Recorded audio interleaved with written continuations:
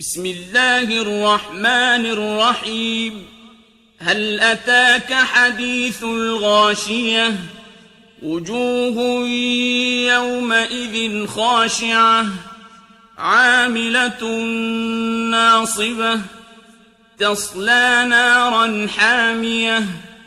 تسقى من عين آنية ليس لهم طعام إلا من ضريع لا يسمن ولا يغني من جوع وجوه يومئذ ناعمة لسعيها راضية في جنة عالية لا تسمع فيها لاغية فيها عين جارية فيها سرر مرفوعة وأكواب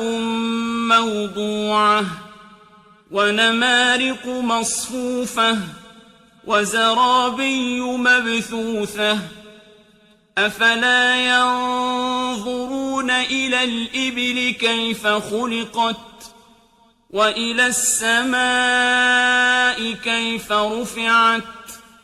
وإلى الجبال كيف نصبت وإلى الأرض كيف سطحت فذكر إنما أنت مذكر لست عليهم بمسيطر إلا من تولى وكفر فيعذبه الله العذاب الأكبر إن إلينا إيابهم ثم إن علينا حسابهم